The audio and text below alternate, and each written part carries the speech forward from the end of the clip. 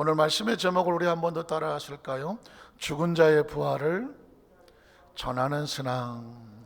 이 죽은 자의 부활을 전하는 신앙, 이런 제목으로 말씀 은혜를 나누기 원합니다. 이런 생각을 해봤습니다. 크리스찬과 넌 크리스찬의 차이는 무엇일까?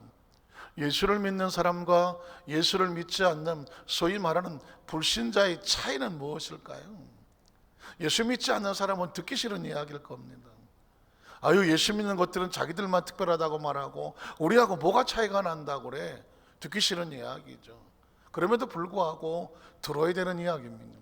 크리스찬과 넌 크리스찬의 차이는 정확하게 있습니다. 수도 없이 많이 있겠지만 가장 중심적인 핵심적인 단어는 영생이라고 하는 단어입니다. 영생. 한번 따라 하실까요? 영생. 영생이라고 하는 것은 크리스찬들의 최고의 그 목표와 목적은 영생입니다.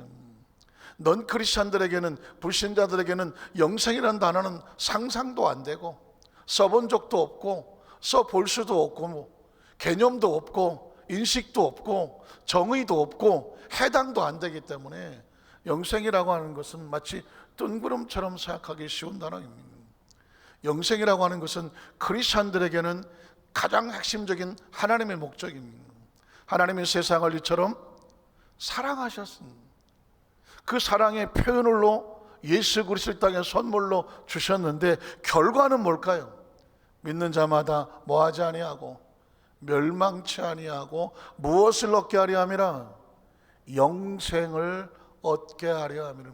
하나님께서 자기 백성을 예수로 말미암아 살게 하시고 그들의 본래의 모습을 회복시켜 주시는데 그게 뭐냐면 영생이라는 것입니다. 전 영생이라는 단어가 나오면 갑자기 눈동자가 동그래지기 시작합니다.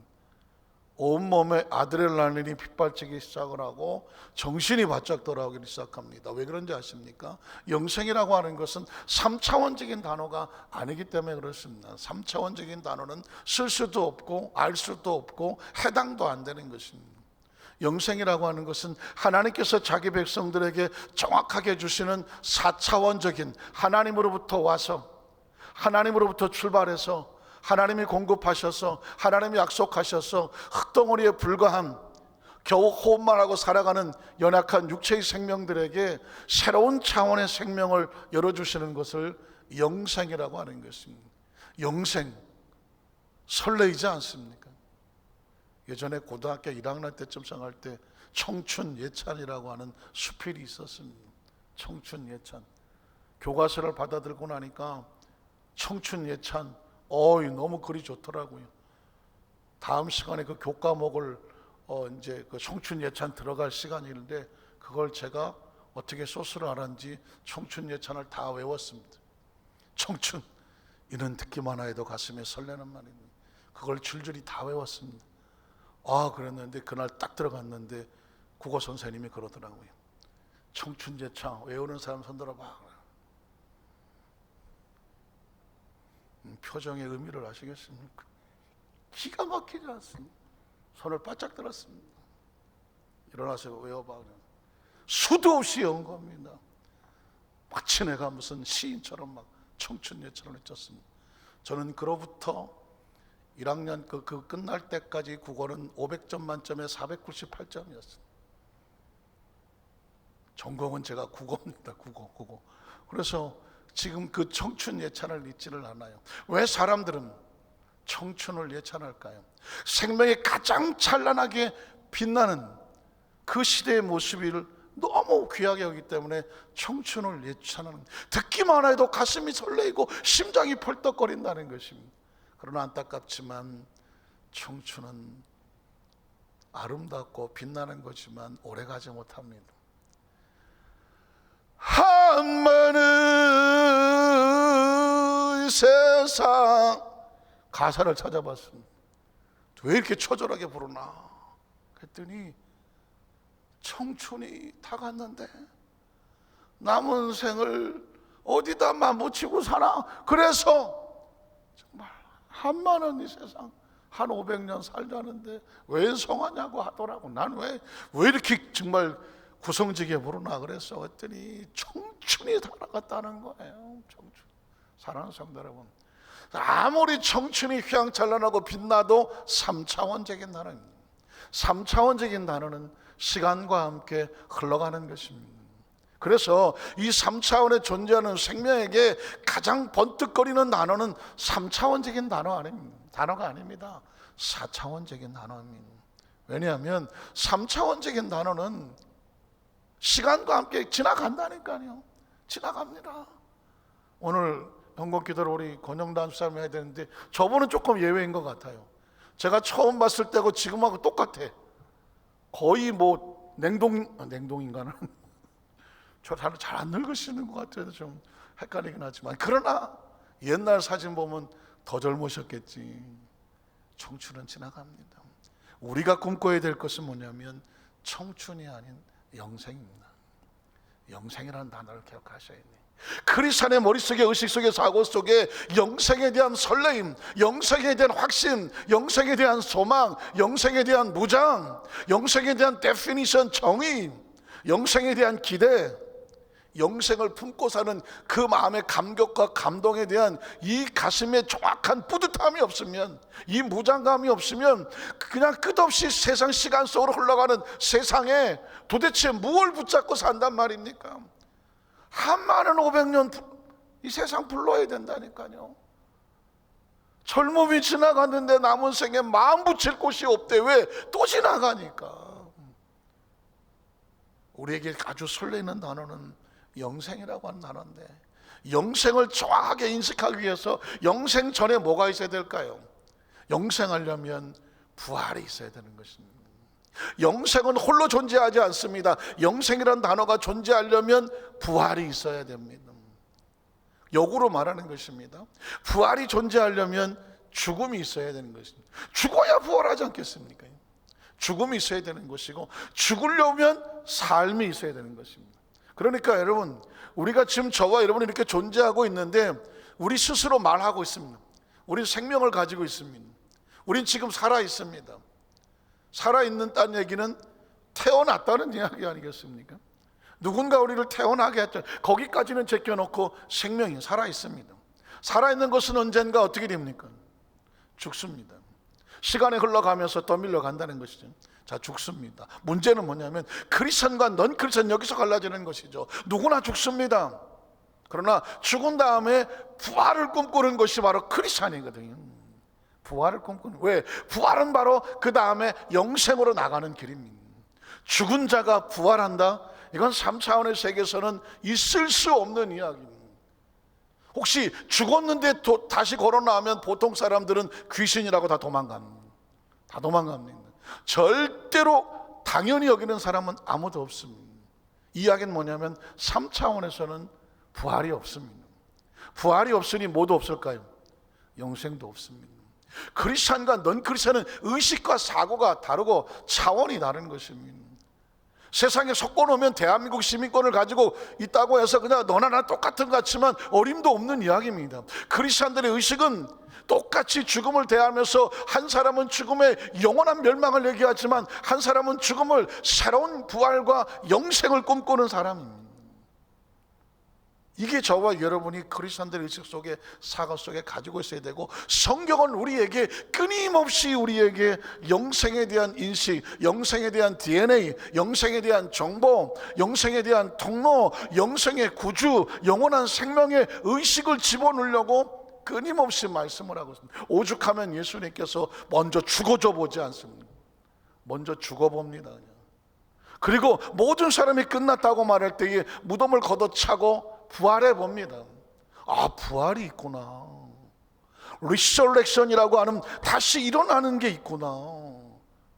여러분, 성경에 예수의 부활이 없다면 다른 어떤 책에, 다른 어떤 누구에게 부활이라는 단어가 나오겠습니까? 인간은 부활을 꿈꿀 수가 없습니다. 오직 예수를 바라보는 사람만이 부활이 꿈을 댑니다. 부활이라는 단어가 있네.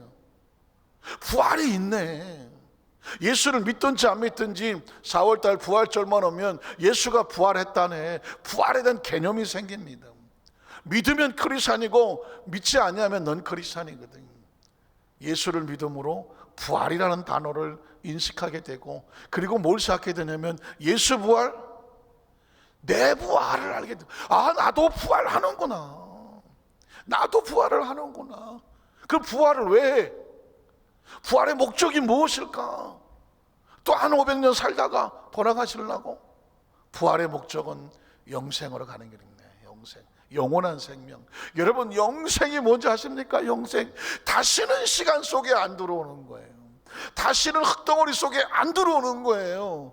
이 귀중한 하나님의 영이, 하나님으로부터 온 이 생명이 육체에 갇혀서 육신의 정욕과 안목의 정욕과 이상의 자랑에 따라서 쓸데없는 생각 때문에 고민하거나 어떤 욕심과 탐욕에 끌려서 고귀한 영혼이 상처를 입고 피투성이가 돼서 부끄러워 견딜 수 없는 영혼의 수치심을 느끼지 아니하며, 감정에 휘말리지 아니하며, 인간의 관계에 휘말리지 아니하고, 욕심 때문에 어떤 생각에 잘못된 것 때문에 선악과를 따먹고 무서워서 나무 그늘 아래 숨어서 하나님이 오는데 피하는 존재가 되지 아니하고, 영혼은 하나님께로 왔으니 얼마나 귀하고 아름답고 빛이 나겠습니까? 그 영혼이 시간 속에 끌려가고 흙덩어리 속에 감춰져서 감정과 욕심에 휘말리는 건 얼마나 비참한 삶입니까? 육체의 영혼은, 사실은 영혼은 육체의 탈출을 꿈꿉니다. 영혼은 우리의 감정의 탈출을 꿈을 꾼단 말입니다. 왜 그런지 아십니까? 영혼은 날개를 가졌기 때문에 그렇습니다. 영혼은 날개를 가지고 하늘을 마음껏 창공을, 시간을 거스르고 공간을 거스르고 하나님과 함께 날아가기를 원합니다. 육체가 잡고 있기 때문입니다. 감정이 잡고 있기 때문에 우리를 마치 날개가 있으나 날지 못하는 닭 정도, 오리 정도로 우리를 묶어놓고 있기 때문에 그렇습니다. 예수님께서 오셔서 우리에게 말하는 건, 넌 닭이 아니다. 넌 오리가 아니다. 너는 하늘을 마음껏 나르는 백조란 말이야. 그게 의식이 바뀌는 거죠. 의식이 바뀌는 겁니다. 의식이 바뀌면 달려있던 날개가 폼이 아니라 힘을 쓰기 시작을 하는 것이죠.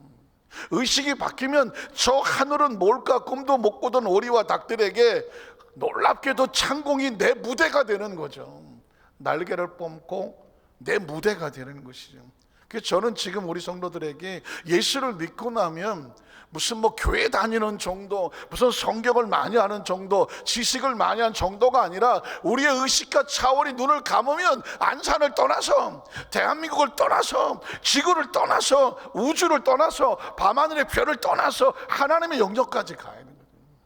하나님의 영역까지 가는 거 아니겠습니까? 예수는 하나님으로부터 우리에게 왔으니까, 그곳에 가는 길이 있으니까, 진리의 내용이 있으니까 생명을 얻겠습니다. 예수님이 주시는 생명은 이례적인 생명이 아니라 영원한 생명이니까. 이 엄청난 세계의 자원을 가지고 있는 사람이 그 뭐 100년 안쪽, 뭐 지구 정도, 이건 아니다. 왜냐하면 우리가 정확히 예수 그리스도의 존재에 대한 인식을 안다고 하면 우리 존재가 얼마나 빛이 나고 귀하고 상상할 수 없는 가치의 존재라는 사실에 대해서 스스로 자존감을 가져야 된다는 거죠. 자기가 누군지 모를 때 비참해지는 것입니다. 자기가 누군지 모를 때 비참해지는 것입니다.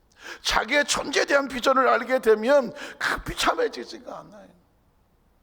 정부에서 하는 것을 가지고 뭐 제가 뭐라고 하고 싶지는 않지만 온 국민에게 2만 원씩 뭐 통신비를 지원해 주는데 필요한 사람들에게는 아주 중요한 거게 됐지만 갑자기 정부에서 나한테 2만 원을 주면서 전화세를 내준다 그러면 내가 거진가?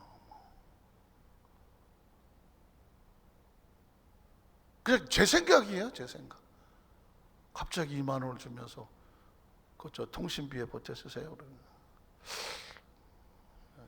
받아야 되나 말아야 되나. 물론 제가 제 순간적으로 느꼈던 감정입니다. 순간적으로 느꼈던.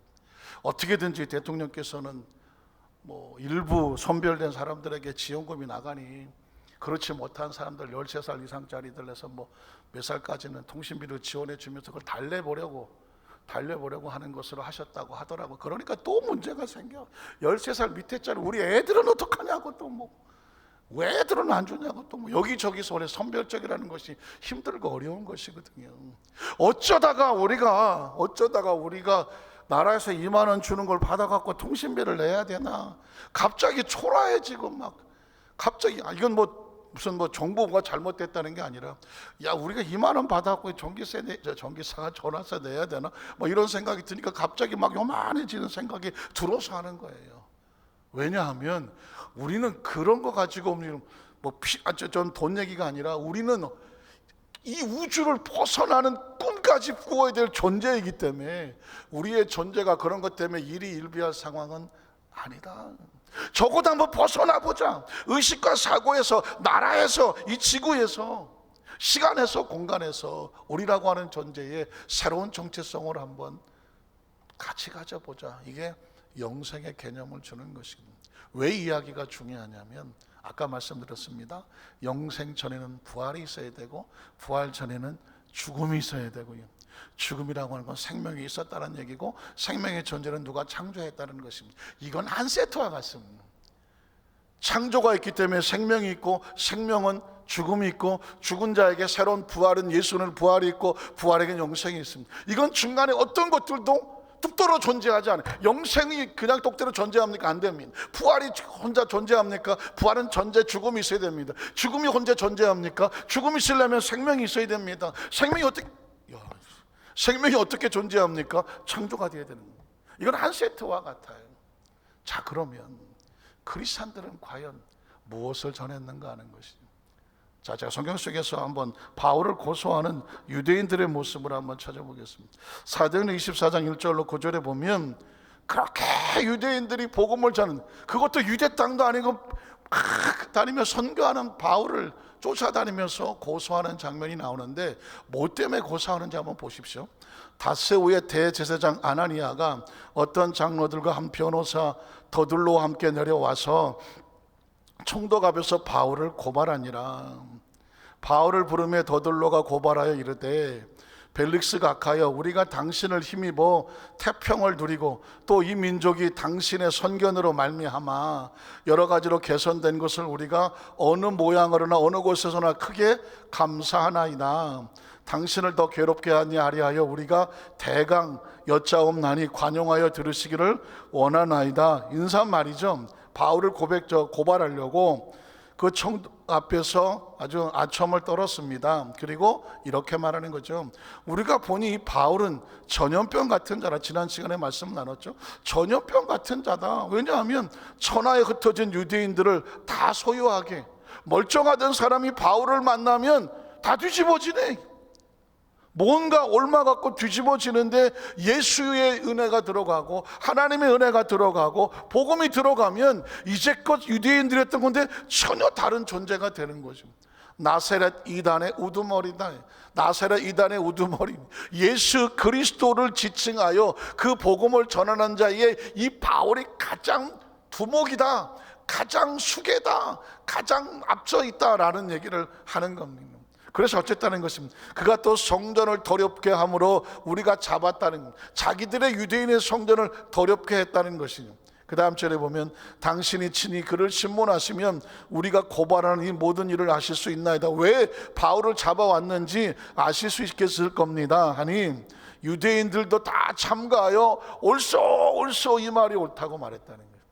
그럼 도대체 뭘로 유대인들을 갖다가 소욕해 하고 뭘로 성전을 더럽혔다는 것입니다. 그래서 오늘 본문은 바울이 변호를 하는 것입니다. 두 번째로 바울이 그리스도에 대한 변론의 모습을 보겠습니다. 자, 10절에 보면 총독이 바울에게 머리로 표시하여, 자, 이쪽에서 고소를 했으니까 바울에게, 자, 그러면 네가 변론을 해봐라 라고 말하는 것입니다. 자, 바울이 변론을 합니다. 뭐라고 변론할까요? 당신이 여러 해 전부터 이 민족의 재판장이 된 것을 내가 알고 내 사건에 대하여 기꺼이 변명하나이다. 변론을 한다는 것이죠. 당신이 아실 수 있는 바와 같이 내가 예루살렘에 예배하러 올라간 지 열 이틀 12일밖에 안 되었고, 그들은 내가 성전에서 누구와 변론하는 것이나 회당 또는 시중에서 물을 소도한 것을 보지 못하였다는 겁니다. 그들은 내가 성전에서 뭘 하는지를 와서 본 적이 없다는 것입니다. 보지도 않고 얘기를 하고 있다는, 논리적으로 말하는 것입니다. 보지 않은 이야기는 신빙성이 없는 거죠. 저 사람들은 나를 본 적이 없다. 그 다음 절은 뭘까요? 이제 나를 고발하는 모든 일에 대하여 그들이 능히 당신 앞에 내세울 것인 법적인 근거와 증언이 될 수가 없다라고 말하는 것입니다. 자, 그리고 그 다음 절에 보면 그러나 이것을 당신께 고백하리니 나는 그들이 이단이라고 하는 돌을 따라 조상의 하나님을 섬기고 율법과 선지자는 구약이죠, 글에 기록된 것을 다 믿으며 그들이 기다린 바 하나님께 향한 소망. 자, 그들의 소망이 뭘까요? 나도 가졌으니 곧 의인과 악인의 뭐가 있습니까? 부활이 있으리라 함입니다. 바울이 전한 것은 부활을 의인과 악인의 부활을 전했다는 것입니다. 이게 뭐가 문제가 될까요? 그 다음 절을 보면 이것으로 말미암아 나도 하나님과 사람에 대하여 항상 양심의 거리낌이 없기를 힘쓰나이다. 자, 부활의 소망이 있기 때문에 항상 양심의 거리낌이 없기를 원한다는 거죠. 여러 해 만에 내가 내 민족을 구제할 것과 재물을 가지고 와서 드리는 중에 내가 결례를 행했고, 유대인들의 방식대로 결례를 행했고, 그리고 모임도 없고 소동도 없이 성전에 있는 것들을 그들이 보았습니다. 그 뭐가 문제라는 것입니다. 그러나 아시아로부터 온 어떤 유대인들이 있었으니 그들이 만일 나를 반대할 사건이 있으면 마땅히 당신 앞에 와서 고백을 했을 것인데 안 했다는 것이죠. 그렇지 않으면 이 사람들 내가 공의 앞에서 섰을 때에 무슨 옳지 않은 것을 보았는가 말하라 하소서 없다는 것입니다. 그러나 오직 내가 그들 가운데 서서 외치기를, 그가 마음에 걸리는 게 하나 있습니다. 내가 무엇에 대하여? 죽은 자의 부활에 대하여. 오늘 너희 앞에 신문을 받는다고 하는 이 한 소리만 있을 따름입니다. 내가 죽은 자의 부활을 선포했더니 저 유대인들이 나서서 나를 고발했다는 것입니다. 내가 지금 혹시 잘못됐다고 하면 나는 죽은 자의 부활을 선포한 것밖에 없습니다 라는 이야기였습니다. 그러니까 유대인들이 그렇게 바울을 죽이려고 했었던 이유는 뭐냐면 죽은 자의 부활의 복음을 전한다고 그 복음을 못 전하게 하려고 그렇게 핍박을 했다는 것입니다. 그러면 유대인들은 왜 바울이 죽은 자의 부활을 전하는 것을 그렇게 막으려고 했을까요? 죽은 자의 부활을 말하려면 누구의 부활을 말해야 됩니까? 예수 그리스도의 부활을 말해야 되죠. 바울은 누구의 부활을 전하는 것입니까? 예수가 너희를 십자가에 올라가 몸짓고 피 흘려 죽으시고 장사한 지 사흘 만에 그가 무덤을 깨뜨리고 부활하셨다. 그로 말미암아 예수의 부활로 인하여 그리스도 안에 들어온 자마다 너희도 부활한다. 악인은 악인의 부활로, 의인은 의인의 부활로 부활한다. 그리스도 안에 있는 자는 의인의 부활로 부활할 것이고 그리스도 밖에 있는 자는 악인의 부활로 부활할 것이다 라고 복음을 전했단 말입니다. 자, 이 복음이 전해지면 하늘이 무너지는 것 같은 사람들은 누굴까요? 유대인들이죠. 유대인들이 예수를 어떻게 했나요? 십자가에 못 박아버렸지 않습니까? 복음을 전하고 쫓아다니면서 저 예수를 죽여야 돼. 저 예수는 뭐가 못마땅합니까? 유대인들은 자기들만 아브라함의 자손이고 자기들만 천국을 가고 자기들만 선택된 백성이고 하나님은 우리만 사랑하신다고 말하는, 율법을 지키고 계명을 지키는 우리만 사랑한다고 하는데 저 나사렛 예수는 와서 죄인들은 다 오라고 말하고 죄를 사해주고 병든 자들은 다 고쳐주고 귀신들도 쫓아내버려주고 이방인들이 왔는데 이들도 하나님의 아들이라고 자녀들이라고 다 용서해주고 용납해주고 사마리아 여자는 찾아가 만나서 너에게 구원이 임했다고 말하고 피를 흘리는 혈루증 여인도 부정하다고 말하지 아니하고 안심하라 따라 평안에 가라 내 병서여 건강할지어다라고 말하고, 이건 중풍병자가 와서 엎드리면은 그 율법에는 다 부정한 자인데 그것도 고쳐주시고 소경도 고쳐주시고, 이거는 뭐 문둥병자도 내가 원하는 깨끗함을 받을지어다 고쳐주시고, 이러고 하니 유대인들이 볼 때는 예수님의 이 복음이 그들의 의식과 맞지를 않아요. 나만 구원을 받아야 되는데 예수는 모두에게 구원을 받습니다. 심지어 백부장이 왔을 때는 아브라함과 이삭과 야곱의 그 자리에 동서로부터 많은 사람들이 와서 그 자리에 앉을 것이지만 아브라함의 자손이라고 말하는 너희들은 바깥 어두운 데 쫓겨나 슬피 울며 이를 가게 될 것이다. 예수 그리스도 안의 사랑과 용서의 복음이 없는 자에게는 안타깝지만 아브라함의 자손이라도 구원은 없다 라고 말하는 것이었습니다. 그런 그 예수를 잡아다가 십자가에 못 박아 장사를 지내버렸으니 그가 부활했다고 하니까 기절 초풍을 할 수밖에 없습니다. 그가 부활했다면 자기들이 십자가에 못 박아준 예수가 뭐예요? 그리스도거든, 메시아거든. 자기들이 메시아를 십자가에 못 박았다고 하면 살겠어요? 못 살겠어요? 못 살지. 그러니까 죽어도 그리스도의 부활을 증거하면 안 되는 거예요. 그가 정말 부활했다고 믿는 순간 자기들은 모조리 지옥 될 감인 거거든.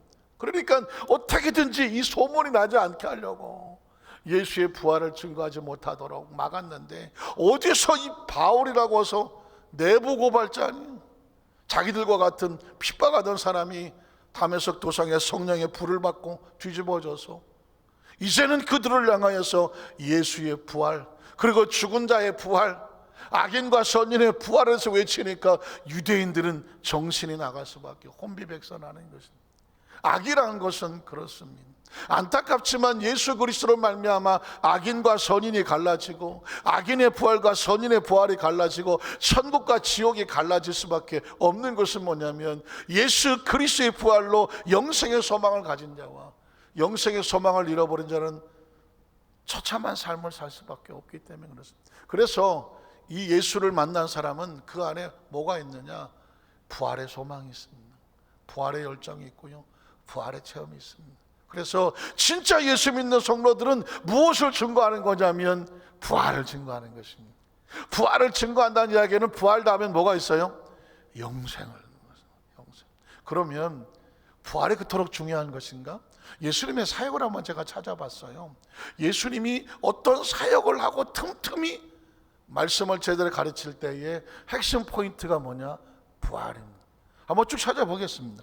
마태복음 16장 21절에 보니까, 이때로부터 예수께서 자기가 예루살렘에 올라가 장로들과 대상들과 서기관들에게 많은 고난을 받고 죽임을 당하고 제3일에 어떻게 하리라? 살아나야 할 것을 제자들에게 비로소 나타내셨어요. 이미 마태복음 16장부터 예수님께서는 예수님에 대한 정확한 신앙 고백, 주는 그리스도시요 살아계신 하나님의 아들입니다, 4차원적인 메시아의 고백을 하니까, 그렇다면 내가 너희에게 또 다른 4차원의 축복을 줄게, 내가 죽었으나 살아나리라. 믿으십니까? 그리스도는요 정확한 4차원의 신앙이 있어야 돼요. 언젠가 시간을 좀 어떻게 내서라도 성경을 4차원적인 신학적으로, 정말 꿈이라면 주석을 해대는 것이고, 아니면 성경 공부식으로 아예 한 창세기부터 계시록까지 한 장 한 장을 4차원으로 분해해 버리는 것이고, 그래서 성도들이 볼 때 이게 차원적으로 분해가 돼서 섞여 있는 것을 다 갈라내서 정말 4차원적인 의식으로 그 책을 읽고 나면, 글을 읽고 나면 머릿속에 4차원으로 정확하게 무장이 되게 하는 것이 아주 중요한데, 이건 예수님의 생각입니다. 부활을 처음부터 얘기하지 않습니다. 마태 1장부터 15장까지는 부활을 얘기하지 않습니다. 예수님 자신 자체가 4차원적인 존재 아닙니까? 성령으로 잉태되고 육신을 입었으나 예수님의 사역은 4차원이고, 천국 복음과 말씀을 가르치고 귀신을 쫓아내고 병든 고치고 4차원적인 역사입니다. 그러나 부활을 얘기하지 않습니다. 부활은 누구한테 말하냐? 주는 그리스도시요 살아계신 하나님의 아들입니다라고 이 4차원의 신앙의 고백을 할 수 있는 사람에게, 그러면 네가 부활을 알아라. 내가 죽었으나 3차원이죠. 그러나 살아나리라 4차원. 여기서 갈라지는 것입니다. 사람이 죽었다가 흥분하셨나? 그러나 주는 그리스도시요 살아계신 하나님의 아들입니다라고 말하는 순간 뭘 믿게 됩니까? 부활을 믿게 되는 거예요. 부활을 믿게 되는 거예요. 그래서 예수님이 비로소 제자들에게 처음 부활을 말하는 것입니다. 17장 22절 23절에 보면, 갈릴리에 모일 때 예수께서 제자들에게 이르시되 인자가 장차 사람들의 손에 넘겨져서 죽임을 당하고 제3일에 뭐하리라? 살아나리라. 두 번째. 그러니까 예수님은 틈만 나면 제자들에게 계속 부활의 교육을 시키고 있죠. 부활의 의식을 집어넣고 있죠. 부활의 마음을 계속 무장시키고 있죠. 그러나 제자들은 뭐 합니까? 왜 근심합니까? 부활이 아닌 죽임을 당하고를 보기 때문에 그렇습니다. 그리스도는 죽임을 당하고가 아니라 살아나리라는, 한번 따라 하실까요? 살아나리라를 보는 거죠. 코로나19 속에서도 살아나리라, 살아난다는 얘기는 회복되리라, 치유되리라. 모두가 죽겠다고 말할 때 우리는 살아나리라, 회복되리라, 벗어나리라. 회복을 꿈꾸는 겁니다. 예수님께서는 죽었으나 살아나리라. 그러나 이것을 믿지 못하는 사람은 두려워하고 근심하는 것이죠. 자, 20장 17절로 19절에 보면 또 강조합니다. 예수께서 예루살렘으로 올라가려 하실 때에 12제자를 따로 데리시고 갈 길에서 이르시되 보라, 우리가 예루살렘으로 올라가노라. 인자가 대상들과 서기관들에게 넘겨짐에 그들이 죽이기로 결의하고 이방인들에게 넘겨주어 그를 조롱하며 채찍질하며 십자가에 못 박게 할 것이나 제3일에 살아나리라. 살아나리라 합니다. 예수님의 메시지는 살아나리라 합니다. 뭐 했으나? 죽었으나 살아나리라. 이게 예수님이 계속 또 말씀합니다. 마태복음 22장 29절로 33절에 보면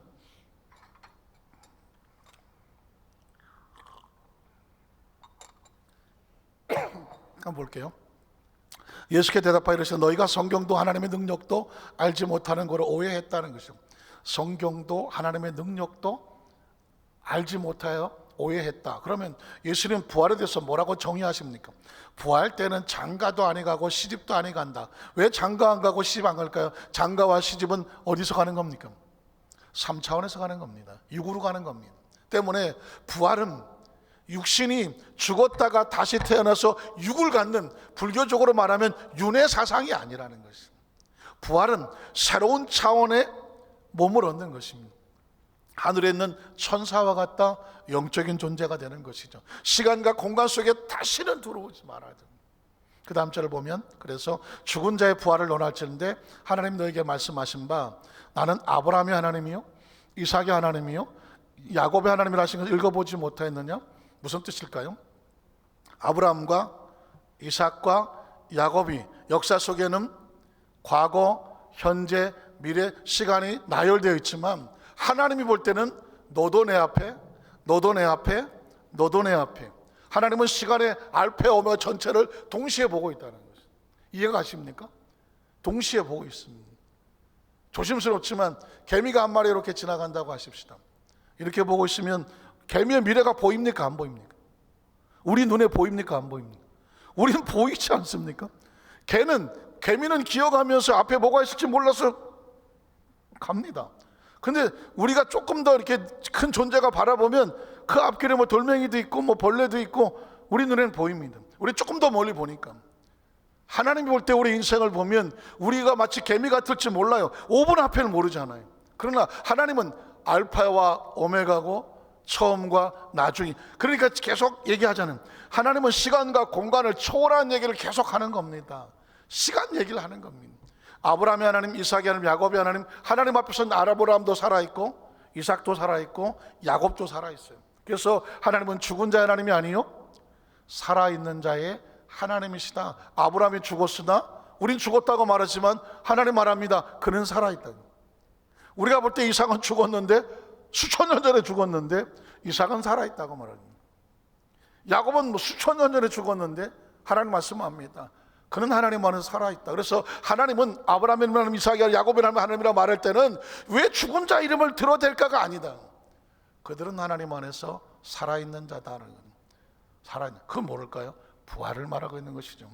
살아있는 자의 하나님이라 하시니라. 그래서 그 다음 절은 무리가 듣고 그의 가르치심에 왜 놀랄까요? 3차원에서는 이런 인식을 얘기한 사람이 없잖아요. 3차원의 사원에서는 이런 얘기가 되지를 않아요. 얘기가 되지 않아요. 그래서 4차원적인 차원으로 사람을 바꿔놔야 돼요. 이거 어마어마하지 않습니까? 누가 나 좀 전 세계 어디가 좀 채워줘요. 정말 이 4차원의 세계를 정말 펼쳐야 되는데. 33절에 그 다음 절은 뭐예요? 28장 1절 6절에 보면 이제는 예수님이 진짜 부활을 한다니까. 안식이 지나고 안식 후 첫날 되는 새벽에 막달라 마리아와 다른 마리아가 무덤을 보려고 갔더니 죽었으니까 큰 지진이 나며 주의 천사가 하늘로부터 내려와 돌을 굴려내고 그 위에 앉았는데 그 형상이 번개갖고 그곳은 눈같이 희건을 지키 전달이 그를 무서워하여 떨며 죽은 사람. 무덤에 갔는데 움직이는 걸 봤으면 어떻게 돼? 저건 귀신이요. 무덤에 갔어. 시신을 이렇게 좀 챙기러 갔는데 뭐가 허연게 앉아서 돌아다녀. 그럼 어떻게 해야 돼? 본능적으로 저건 귀신이지. 우린 이게 그냥 정확한 인식이야. 이게 인지야. 인지. 사람이 인지하는 거예요. 그래서 무서워해 떨며 죽은 사람, 이게 얼마나 귀신한테 놀랐는지 내가 죽은 것 같다는 거야. 내가 죽은 것처럼. 그런데 그 다음 절을 보면 천사가 여자들에게 말하 이르되 너희는 뭐 하지 말라. 무서워하지 말라. 십자가에 못 박힌 예수를 너희가 찾는 줄을 내가 아노라. 그가 여기 계시지 않고. 여기가 어디야? 무덤, 죽음, 사망, 시간과 공간에 스톱하시지 않고 그가 말씀하신 대로, 끊임없이 말씀하신 대로 살아나리라 하셨던 것처럼 그가 뭐 하셨느니라? 살아나셨느니라. 살아나셨느니라는 거예요. 이게 예수의 부활이죠. 살아나리라가 아니라 이제는 과거가 됐어요. 살아나셨느니라. 와서 그가 누우셨던 것을 보라. 그가 살아났으니까요. 그래서 이제는 마가복음 16장 9절로 13절에 보면 살아났음을 믿지 못하는 제자들을 책망을 합니다. 부활에 대해서요, 참 이것도 참 퀘스천이에요. 예수님 부활하셨잖아요. 그리고 이제 40일 동안 계시다가 승천을 하시는데 그 제자들하고 이제는 육신적으로는 다시는 보지 못해요. 그러면 웬만하면 좀 모질라고 조금 어디가 좀 부족해도 웬만하면 하나님인데 하나님이 제자들을 꾸중하시면 어떻게 될까요? 하나님이 꾸중하면 살아남지도 못하지, 이거는 진짜. 그런데 그 역사적인 순간에 승천하시기 전에 제자들을 꾸짖어요. 왜 꾸짖을까? 다 하나 것 때문에 꾸짖습니다. 부활을 못 믿으면 꾸중의 대상이 되는 거예요. 왜냐하면 예수님이 부활 때문에 왔는데, 부활을 전하고 심지어 부활의 모델이 됐는데, 보여줬는데, 들려줬는데, 아니 이게 그냥 다 막혀서 이 의식과 사고가 3차원에 갇혀서 이게 뻗어나지를 못해서 부활을 믿을 수가 없는 거예요. 부활을 믿을 수 없다는 얘기는 차원이 안 바뀐다는 거거든요. 예수님이 오셔서 우리한테 뭘 바꾼지 아십니까? 차원을 바꾸는 거예요. 차원을. 예수를 믿었는데 차원이 안 바뀌면 그냥 열심히 공부만 한 거예요. 공부. 성경을 공부하고요, 신앙도 공부한 거예요. 근데 예수를 믿으면 존재적인 차원이 바뀌어야 돼. 우리의 살고 있는 삶의 차원과 의식이 바뀌어야 되는데 어떻게 바뀌냐면 하나님의 나라, 하나님의 영 4차원으로 바뀌어야 돼요. 4차원으로 들어가는 그 첫 관문이 뭐냐? 부활인 거예요. 부활을 믿으면 4차원은 다 믿어지지 않겠습니까? 죽은 자가 살아나리라, 살아나셨느니라는데 뭐 죽은 자가 살아난다면 못 믿을 게 뭐 있어? 죽은 자가 살아난다는 것이 안 믿어지니까 딴 것도 안 믿어지는 거예요. 그래서 자 보십시오. 예수께서 안식 후 첫날 이른 아침에 살아나신 후, 부활하신 후 전에 7 귀신을 쫓아내어 주신 막달라 마리아에게 먼저 보여주시죠. 어떨까요? 내가 살아났어요. 날 보면 어떤 반응을 보일까? 예수님 궁금하시지 않겠습니까? 보이시니 뭐라고 말합니까? 마리아가 가서 예수와 함께 하던 사람들이 슬퍼하며 울고 있는 중에, 슬퍼하며 울고, 왜 울고 있어요? 살아나리라 아무리 얘기했어도 이게 바뀔 수가 없어. 차원이 바뀌지 아니하면 예수의 부활을 믿지 못해서 울고 있어. 이 일을 알렸어요. 예수가 부활했다. 그들은 예수께서 살아났다는 것과 마리아에게 보이셨다는 것을 듣고도 뭐합니까? 듣고도 믿지를 못해. 왜 그럴까요? 그럴 리가 없으니까. 그럴 리가 없습니다. 왜 그럴 리가 없을까요? 사람은 학교에서 공부한 게 다 한 줄 알아. 자기가 살면서 겪은 게 다 한 줄 알아. 그리고 인간은 자기가 정의를 해. 나는 죽었다가 다시 살아나는 건 있을 수가 없다. 자기가 자기를 정의를 해. 아니 지가 어디서 왔는지도 모르는데, 지가 어떻게 살아왔는지도 모르는데, 지 앞길도 모르는데 확실한 믿음이 있어. 나는 죽었으면 절대 안 살아난대. 사람은 죽으면 절대로 안 살아난대. 그게 자기 환식신념이야. 예수님은 그걸 깨는 거예요.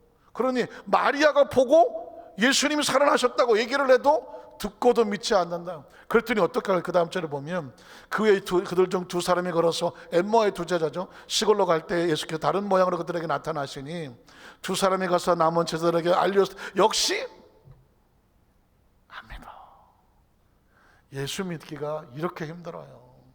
부활을 믿기가 이렇게 힘들어요. 그러나 반대로 부활의 주님을 알고 부활을 경험하면 그 세계는 전혀 다른 세계예요. 부활을 경험하면 혹시 목사님은 죽었다가 살아났나? 왜 저렇게 그냥 부활을 다 아는 것처럼 저렇게 얘기할까? 그러실지도 몰라요. 아마 그래서 그랬을까요? 제가 그러잖아요. 40대 한번 제가 미국에서 쓰러졌었다고요. 그래서 어떻게 죽는지를 알아요. 어떻게 죽는지 알아요. 어떻게 죽을 것 같아요? 모르고 죽어요. 죽음이란 이런 것 같아요. 어떤 사람 너무 아파서 힘들고 내가 이제 죽는구나 이렇게 고통 중에 죽는 사람, 어떤 사람은 편안하게 잠자듯이 야 천국에서 만나자, 그래 다 천국에서 만나자, 잠자듯이 가시는 분. 세 번째는 뭐냐면 병원 갈 때 들어가 갖고 그냥 자기가 죽는지도 모르고 죽으시는 분. 그렇게 세 종류가 있는 것 같더라고요. 세 종류로 죽는 거. 자, 그런데 저 같은 경우는 뭐냐면 제가 탁 하고 나가라 떨어졌는데 내가 떨어지는 순간을 몰라. 쉽게 얘기하면 내 의식이 탁 끊어져 버리니까 무슨 일을 하는지를 모르는 거예요. 전기 코드 확 뽑아버리면 불이 확 나가버리니까 코드를 뽑는 순간 시커매지는 것처럼 의식이 없잖아요. 제가 탁 하고 나가 떨어지는데 나가 떨어진 것도 사실은 깨어나서 하는 거죠. 깨어나서 하는 거예요. 나 나가 떨어지는 거구나. 떨어진 게 아니에요. 그리고 얼마가 지났는지를 몰라요. 의식이 팍 하고 들어왔는데 여기가 어딘지도 모르겠고 지금 내가 어떻게 하고 있는지도 모르겠고 알고 보니까 그냥 책상에 앉다가 머리가 처박은 거예요. 아시죠? 의식이 없어지면 머리가 무거워서 머리가 그냥 꼬꾸라지는 거. 다행히 카페트가 있는, 미국에 나무집이고 카페트가 있어서 여기 앞면으로 이렇게 정면을 갔어요. 코 여기 맞박 이쪽이 쭉 나갔더라고. 여기가 어디지? 죽었나? 캄캄하지. 지옥인가? 눈을 감아서 깜깜한 거야. 눈을 떴더니 여기가 어디지? 바닥인 거예요. 왜 이러고 있지? 내가 앉으려고 그러다가 넘어졌구나. 얼마나 있었는지 몰라요. 일어나는데 여기가 아파요. 까졌어. 한동안 정신을 못 차렸어. 이렇게 가는구나. 그게 제 인생의 마지막이었으면, 어떻게 됐을 것 같아요? 그때 깨달은 게 있죠. 이렇게 죽을 수도 있구나. 그러니까 열심히 40대 중반 채 안 됐을 때니까요. 열심히 그냥 한창 할 때인데 갑자기 코드 팍 뽑아버리면 나가는 거예요. 그 코드를 내가 붙잡고 있느냐고요? 아니라니까요. 코드를 붙잡고 있는 분은 딴 분인 거예요. 내가 사는 게 아닌 거죠. 살려주셔서 사는 거예요. 그 이후에 제 의식과 사고가 어떻게 됐을 것 같아요? 그냥 태어나면 한 90까지 그냥 자동으로 사는 게 아니구나. 하루하루가 어떻게 사는지를 모르는 거구나. 앞으로 내가 살 수 있을까? 그래서 제가 50 넘어갈 때까지 50을 넘길 수 있을까? 진짜 저는 50을 못 넘길 줄 알았어요. 왜? 그때 충격이. 그러니까 나는 오늘 하루 최선을 다해서 살아야 돼. 왜? 내일 넘어갈지 모르니까. 하루 한 주 동안 설교를 하더라도 목숨을 걸고 해야 돼. 왜? 이게 마지막 설교일지도. 다음 주 월요일 날 나갈지 모르니까. 그 의식이 어마어마했어요. 그게 50 넘어갈 때까지 40대는 아예 그 생각에 갇혀서 하루하루를 그렇게 미친 듯이 하루에 중심하고 살았어요. 50이 넘어가니까 내가 50을 넘네? 좀 괜찮나? 조금 여유가 생기더라고요. 그러나 그때의 충격은 있지를 않아요. 여러분 태어났으니까 지금 살아있으니까 어떻게 가야긴 가야 되지 않겠습니까? 어떻게든 가요. 고통스럽게 가든 편안하게 다 축복하고 가든, 아니면 뭐 그냥 어디서 그냥 자기가 죽는지도 모르고 그냥 가든 등등 있어요. 그러나 제일 중요한 건 뭔지 아십니까?